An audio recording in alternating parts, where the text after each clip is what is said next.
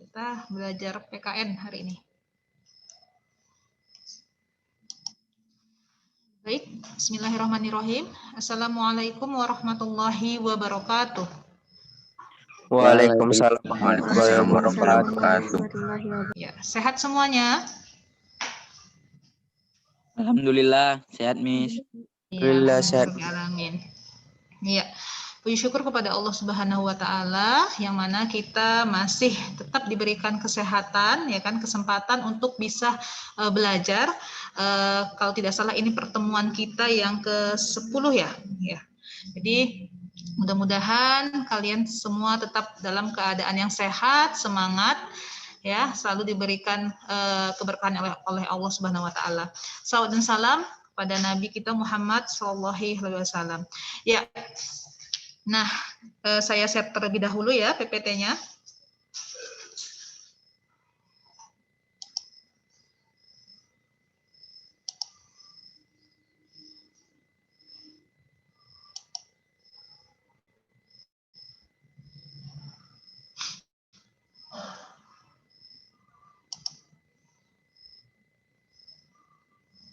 Kelihatan, Nak? Kelihatan ya. Iya. Ya, pada kesempatan pagi hari ini kita akan membahas ataupun membahas materi tentang lembaga-lembaga negara di Indonesia. Nah, di awal pertemuan kita sudah membahas tentang pembagian sistem kekuasaan ya, karena nah setelah kita tahu pembagian dari macam-macam sistem pembagian kekuasaan ya. Setelah kita tahu lembaga-lembaga itu ternyata dibagi-bagi, maka kita pada kesempatan pagi hari ini membahas secara detail satu persatu lembaga negara yang ada di Indonesia. Nah, adapun tujuan pembelajaran kita pada pagi hari ini yang pertama yaitu menjelaskan macam-macam lembaga negara di Indonesia. Ya, jadi ada beberapa macam lembaga negara ya, Nak ya, banyak. Nanti kita akan satu-satu kupas fungsi, wewenang, tanggung jawabnya seperti apa. Yang kedua adalah menjelaskan tugas dan wewenang lembaga negara di Indonesia. Ya. Jadi struktur organisasi negara Republik Indonesia setelah diamandemen ya kan, amandemen keempat Undang-Undang Dasar 1945. Jadi menurut Undang-Undang Dasar pasal 1 ayat 1, negara Indonesia adalah negara kesatuan ya, ialah negara kesatuan yang berbentuk republik. Ya. Yang kedua, kedaulatannya berada di tangan rakyat dan dilaksanakan menurut Undang-Undang Dasar. Ya. Ayat ketiga, negara Indonesia adalah negara hukum. Ya, jadi semuanya itu wajib sesuai ataupun tertulis dalam Undang-Undang Dasar.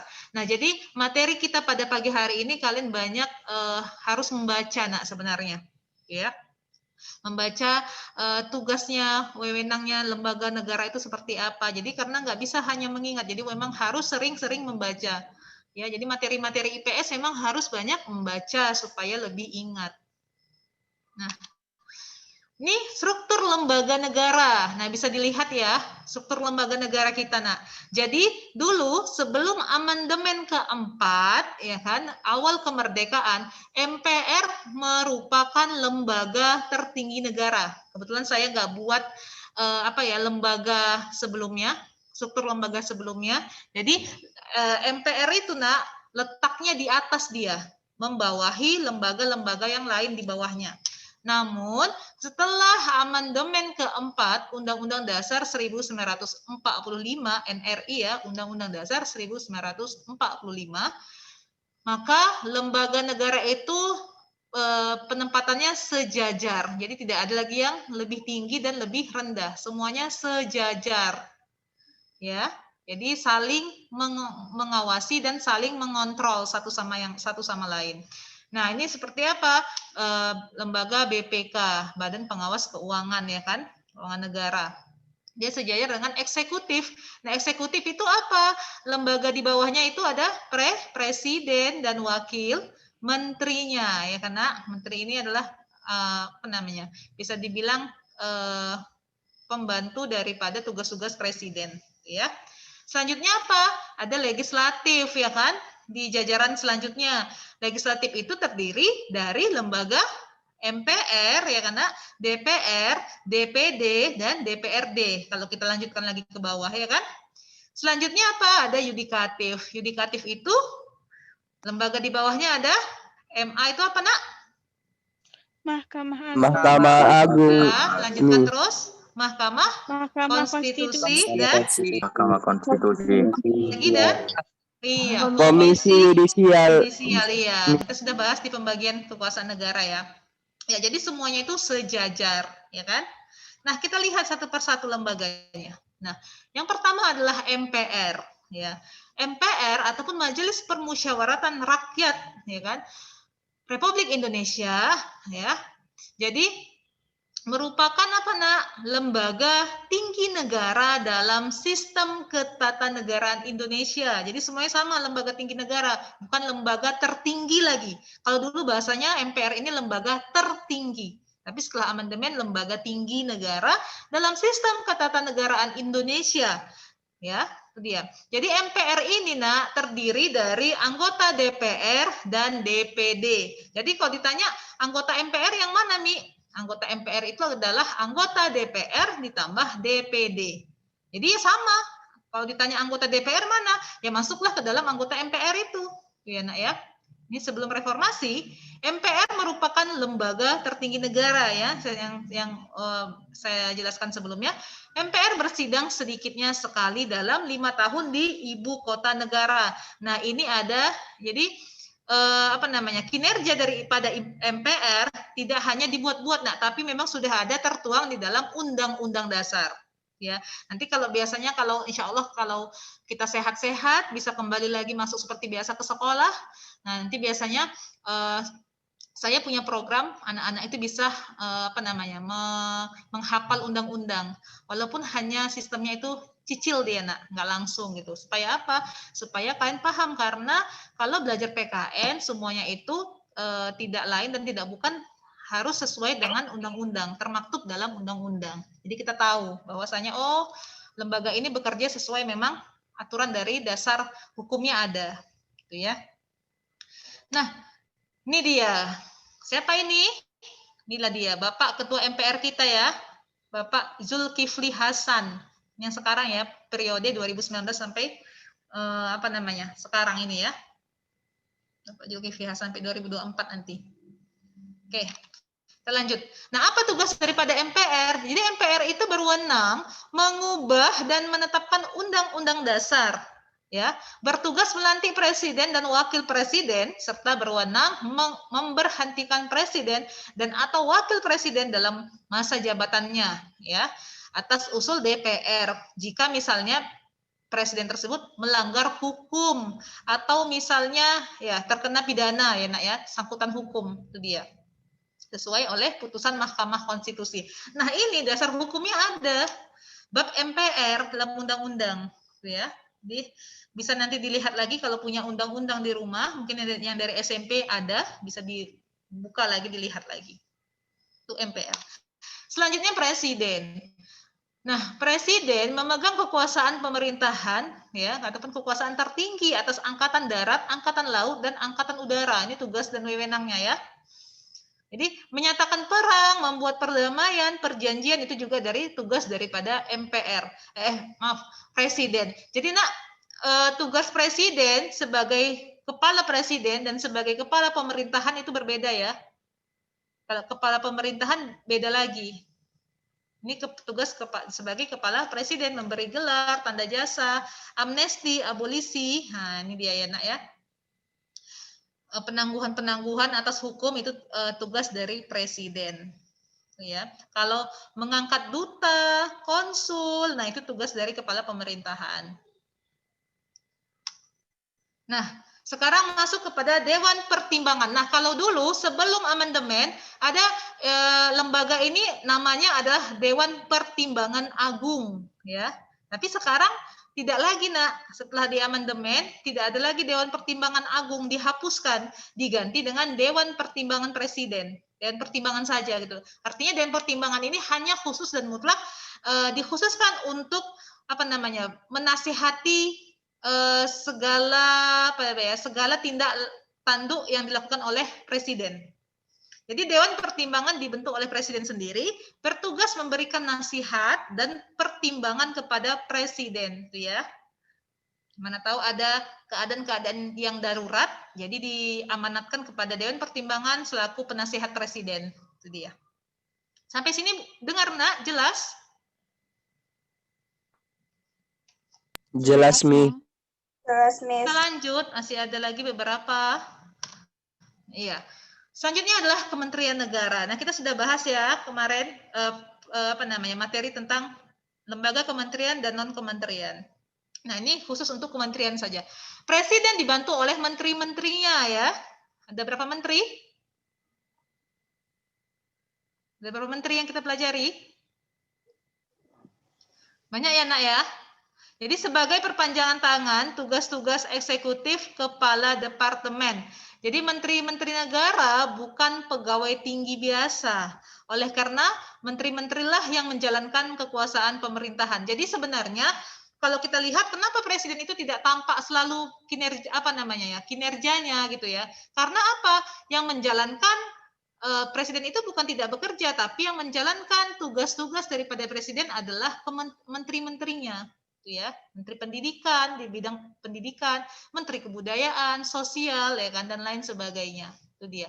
Menteri-menteri diangkat dan diberhentikan oleh presiden langsung dan membidangi urusan-urusan tertentu dalam pemerintahan.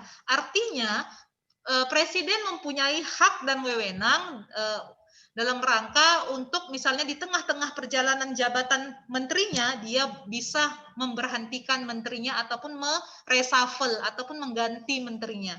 Reshuffle ulang. Itu hak daripada presiden. Karena memang menteri ini adalah bagian yang membantu tugas-tugas presiden. Itu ya. Selanjutnya adalah DPR, Dewan Perwakilan Rakyat.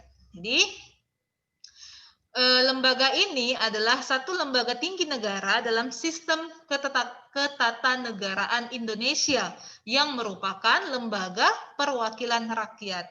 Jadi DPR tadi bagian dari anggota MPR ya. Jangan lupa ya, MPR sama dengan adalah anggota MPR adalah anggota DPR ditambah DPD. Nah, jadi DPR ini terdiri atas anggota-anggota partai politik yang dipilih secara berdasarkan pemilihan umum, ya kan? Kita kan pernah kan memilih, walaupun kalian mungkin belum milih ya, milih pemilihan DPR. Jadi dia biasanya anggota DPR adalah dari anggota-anggota partai politik yang dipilih sesuai atas pemilihan umum, ya, melalui pemilihan umum. Nah, ini dia nak, ketua DPR kita. Bu, siapa namanya? Siapa namanya? Puan Maharani. Iya, Puan Maharani, anak dari Ibu Megawati ya. Iya. Ini ketua DPR kita yang sekarang. Nah, jadi apa tugas DPR itu sendiri? Tugas DPR yaitu membentuk undang-undang bersama presiden ya, RUU. Sekarang ini lagi marak-maraknya RUU Ketenagakerjaan ya, karena yang sudah disahkan menjadi undang-undang Ketenagakerjaan, ya kan? Yang lagi banyak buruh-buruh demonstrasi sekarang ini. Itu dia. Nah, tugas DPR itu adalah membuat RUU dulu, rancangan undang-undangnya. Nah, setelah itu nanti disidangkanlah bersama dewan-dewan DPR yang lain, sidang paripurna, baru kalau memang itu tepat sasaran tujuannya untuk kebutuhan rakyat baik, maka akan disahkan bersama presiden. Mempunyai fungsi legislasi. Jadi presiden itu mempunyai fungsi legislasi, ya, Nak. Fungsi anggaran ataupun budget itu ya, dan fungsi pengawasan, monitoring. Ini fungsi daripada DPR. Nah, haknya juga ada, hak interpelasi, hak angket ya. Jadi hak interpelasi ini hak mengajukan pertanyaan lagi, pertimbangan terhadap aturan hukumnya. hak angket, dan menyatakan pendapat serta hak mengajukan pertanyaan. Ya, ini ya. Jadi DPR tuh punya hak-hak sendiri. Hak imunitas ini artinya hak kebal hukum. Ya, bukan artinya kalau DPR tersangkut pidana bukan artinya tidak bisa dihukum, ya. Tapi bukan kebal hukum di situ maksudnya, Nak, ya. Artinya kenapa? Karena dia mempunyai kewenangan untuk membuat undang-undang. Bertugas memberikan pertimbangan pengangkatan duta dan konsul, menerima duta dan konsul dari negara lain, dan dalam hal presiden juga ya memberikan usulan dalam hal memberi gerasi dan amnesti. Gerasi dan amnesti adalah pengurangan, ya kan? Pengurangan atas pengurangan hukuman atas terpidana kasus-kasus pidana. Itu dia ya, gerasi, amnesti. Nah, lanjutannya, bertugas memberikan persetujuan pengangkatan pimpinan lembaga negara non-departemen ataupun hakim agung. Ya. Mengawasi jalannya pemerintahan dan berwenang menyatakan presiden dan wakil presiden melakukan perbuatan melanggar hukum. Jadi cukup banyak sebenarnya tugas dan wewenang daripada DPR itu sendiri. Ya. Kita lanjut. Nah, sekarang DPD. Ya, DPD adalah apa? Ini daerah ya yang dipilih berdasarkan provinsi. Jadi DPD ini adalah wakil yang dipilih sesuai dengan provinsinya masing-masing, ya kan? Di Sumatera Utara misalnya seperti itu dia, ya kan? Di Aceh. Jadi berwenang mengajukan kepada DPRD RUU yang berkaitan dengan otonomi daerah. Jadi kaitan dengan urusan-urusan pemerintahan daerah, hukum-hukum yang ada di daerah, aturan-aturan, maka itu dibuat oleh DPD. Ya, DPD ikut memberikan pertimbangan kepada DPR atas RUU APBN dan RUU yang berkaitan dengan pajak. Ya, pajak kan ada kena pajak daerah, retribusi, pendidikan dan agama. Itu ya. Jadi ada tugas daripada DPR di pusat, ada tugas daripada DPD khusus di daerah ya, ataupun di provinsi masing-masing. Pernah dengar Lanyala? Kan ada ya DPD. Itu termasuk dia DPD. Nah, itu dia. Jadi banyak DPD dia sesuai provinsinya masing-masing. Berapa provinsi kita? 34 ya. Nah, itu sesuai itu, maka tiap-tiap provinsi ada DPD-nya. Nah, sekarang BPK. BPK adalah memeriksa pengelolaan dan tanggung jawab keuangan dan hasilnya itu diserahkan kepada DPR. Ya, DPR, DPD dan DPRD sesuai dipilih dengan kewenangannya. Anggota BPK dipilih oleh DPR dengan memperhatikan pertimbangan DPD. Nah, nanti bisa dibaca ulang saja, Nak. Kalau tugas-tugas dan wewenang ini banyak di buku, kan sudah dikirimi buku ya, di buku bab lembaga juga sudah ada itu, lembaga negara, ya. Nah, ini dia, ya kan? Jadi dulu BPK ini disingkat dengan BPK langsung, bukan hanya 3 huruf, tapi BPK ya, Lembaga Negara dalam Sistem Ketatanegaraan Indonesia yang memiliki wewenang dalam memeriksa pengelolaan keuangan negara. Jadi BPK ini adalah lembaga sendiri, dia berdiri sendiri, lembaga bebas dan mandiri. Ya, jadi tidak terikat, makanya tidak masuk ke dalam jajaran eksekutif, legislatif dan yudikatif. Ya, Nak, ya, dia berdiri sendiri, memang mandiri. Itu dia. Nah, yang selanjutnya adalah lembaga Mahkamah Agung. Mahkamah Agung merupakan salah satu lembaga tinggi negara dalam sistem ketatanegaraan Indonesia, serta membawahi badan peradilan dalam lingkungan peradilan umum. Ya, jadi peradilan umum di sini maksudnya adalah peradilan umum, nanti peradilan militer, peradilan agama, dan peradilan tata usaha negara. Membawahi pengadilan negeri, pengadilan agama, gitu dia, Nak, pengadilan militer, dan pengadilan tata usaha negara. Jadi beda peradilan dengan pengadilan. Nanti kita bahas ini, tapi ini adalah bahasan di materi di kelas 11. Ya. Nah, jadi tugas dari Mahkamah Agung apa? Menjalankan kekuasaan kehakiman yang tertinggi, ya. Jadi dalam tingkat kasasi. Jadi sederhananya jika ada seseorang yang terkena kasus pidana misalnya ya, jadi penyelesaian putusan pengadilan di tingkat pengadilan tinggi misalnya 5 tahun, dia nggak mau, misalnya si terpidana ini dia berharapnya kurungan dia itu kurang dari situ, misalnya dia minta 3 tahun. Nah, dia bisa melakukan namanya banding. Banding itu di tingkat Mahkamah Agung, namanya bukan banding, namanya kasasi. Kalau banding itu di tingkat dari pengadilan negeri ke pengadilan tinggi, itu banding. Tapi kalau dari pengadilan tinggi ke pengadilan ke Mahkamah Agung, itu Mahkamah Agung adalah pengadilan ataupun muara akhirnya. Nggak ada lagi kalau mau misalnya minta pengurangan lagi. Itu namanya kasasi. Nanti kita bahas ya di kelas 11. Nah, jadi dia memang adalah putusan peradilan tingkat akhir, itu adalah Mahkamah Agung, ya. Jadi ketua dan wakil ketua Mahkamah Agung dipilih dari Hakim Agung, ya. Jadi ada 9 hakim biasanya. 9 Hakim Agung yang memutuskan perkara-perkara di Mahkamah Agung. Nah, sekarang adalah Mahkamah Konstitusi. Mahkamah Konstitusi merupakan lembaga tinggi negara dalam sistem ketatanegaraan Indonesia yang merupakan pemegang kekuasaan kehakiman. Sama, Mahkamah Konstitusi juga memiliki 9 hakim konstitusi. Nah, hanya saja tugas daripada Mahkamah Konstitusi berbeda dengan Mahkamah Agung. Kalau Mahkamah Agung tadi hanya memutuskan perkara pidana dan perdata, sementara Mahkamah Konstitusi memutuskan perkara-perkara seperti misalnya ketidaksinambungan rancangan RUU misalnya gitu. Nah, pembatalan undang-undang itu dibahas di Mahkamah Konstitusi.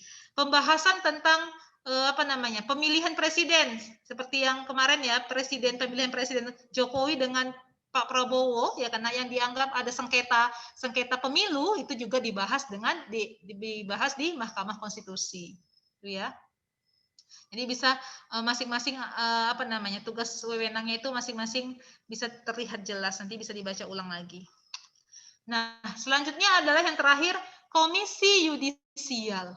Nah, Komisi Yudisial ini berwenang mengusulkan pengangkatan hakim agung ya, dan mempunyai wewenang lain dalam rangka menjaga dan menegakkan kehormatan ya, keluhuran martabat serta perilaku hakim. Nah, jadi Komisi Yudisial ini sebenarnya tugasnya adalah controlling dari semua dari hakim-hakim di Mahkamah Agung dan di Mahkamah Konstitusi. Dia yang mengusulkan jika misalnya Mahkamah Agung yang sebelumnya itu bisa dibilang misalnya mangkat, jadi perlu diambil hakim baru, itu adalah usulan dari KY, Komisi Yudisial, ya. Nah, tentang misalnya masalah pelanggaran-pelanggaran yang dilakukan oleh hakim agung di Mahkamah Agung, di Konstitusi, nah itu juga melihat perilaku hakim, itu tugas dari lembaga Komisi Yudisial, ya.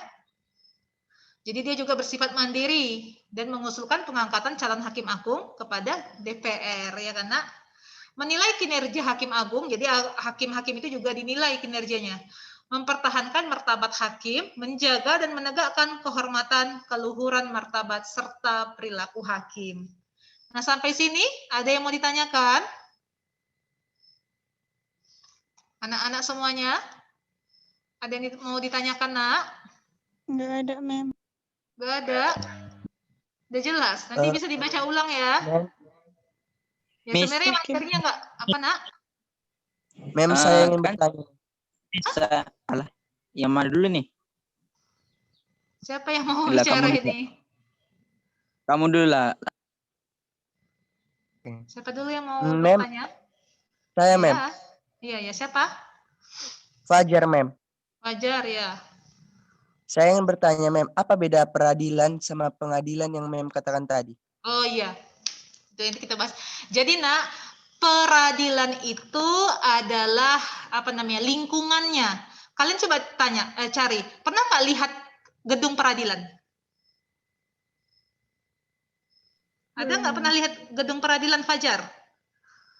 Peradilan ya, bukan pengadilan. Ada nggak pernah lihat gedung peradilan negeri misalnya. Enggak, Mem. Enggak ya. Pengadilan negeri yang Tapi kalau pengadilan negeri pernah? pernah, Mem. Iya. Nah, jadi bedanya adalah peradilan itu wadah sistem yang membawahi lingkungan-lingkungan pengadilan di bawahnya. Jadi kalau tadi kan Mahkamah Agung, ya kan, Mahkamah Agung itu adalah mahkamah lembaga tertinggi negara yang membawahi lingkungan peradilan di bawahnya. Jadi peradilan itu adalah sistemnya dia. Dia nggak akan pernah kita lihat fisiknya. Nah, peradilan apa misalnya? Peradilan umum. Peradilan umum berarti membawahi pengadilan umum negeri, pengadilan tinggi, sampai nanti dia muara akhirnya ke Mahkamah Agung lagi. Gitu juga sebaliknya. Peradilan agama membawahi pengadilan agama. Dia sistemnya, Nak. Lingkungan lingkungan hukum yang membawahi tempat di mana seseorang itu ditindaklanjuti putusan perkaranya, itu adalah pengadilan. Bisa nggak kira-kira dibedakan ya? Bisa, Mem. Bisa, Mem. Bisa ya. Jadi intinya adalah peradilan itu nggak akan pernah bisa kita tampak fisiknya, Nak. Nah, yang bisa kita lihat asli adalah pengadilan. Pengadilan itulah putusan seseorang itu dihakimi. Berapa misalnya putusan jatuhan hukumannya. Tapi kalau peradilan adalah lingkungan hukumnya yang dia membawahi sesuai dengan sesuai dengan lingkungan hukumnya. Kayak peradilan umum tadi, makanya dia ke peradilan umum negeri. Jadi ada peradilan agama, makanya dia ke pengadilan agama negeri, pengadilan tinggi agama, Mahkamah Agung. Begitu juga dia. Peradilan militer membawahi pengadilan negeri militer, pengadilan tinggi militer. Kalau tidak bisa juga ke Mahkamah Agung. Itu dia. Nanti kita bahas nanti di kelas 11 itu lebih detail ya, Nak ya. Fajar? Ya, Iya, yang lain Mem. ada? Iya, oke. Yang lain? Tadi siapa tadi? Satu lagi? Ya, satu lagi ya sebelum kita tutup. Iya. Saya Saril dari kelas Mendel, Mem. Iya. Tadi kan Mem jelaskan tugas Presiden dan DPR tadi menyatakan perang kan, Mem? Iya. Nah, semam itu waktu ujian, Mem, ada soal kayak gitu, Mem. Oh, Saya iya. jawab itu salah. Iya benar. Itu Nak, mohon maaf Umi salah input kunci. Kan udah kita bahas kemarin ya. Jadi dianggap bonus dia. Oh, oke. Terima kasih, Mem. Itu ya, dianggap bonus, bukan salah, Nak. Benar sebenarnya. Iya. Terima kasih, Mem. Iya. Oke, ada lagi? Ya, sebenarnya kalau menyatakan perang adalah tugas dari ganti presiden, tapi atas usulan DPR ya. Iya, Mem. Benar itu sebenarnya, tidak salah kok. Nah, oke ya, kita tutup lah ya, karena waktu kita juga. Jadi saya berharap kalian bisa membaca ulang. Nah, sebenarnya mudahnya materi ini hanya kalian baca saja tugas dan wewenangnya, bisa searching juga, bisa dibaca di buku juga ada, ya kan, di undang-undang juga lebih jelas juga tugas dan ini masing-masing dari lembaga itu punya tugas dan wewenangnya di undang-undang. Nah, jadi terima kasih untuk kalian semua yang telah berpartisipasi dalam pembelajaran kita pada pagi hari ini. Semoga apa yang saya sampaikan dapat bermanfaat untuk kalian, menambah wawasan, dan jangan lupa tetap jaga kesehatannya ya, Nak.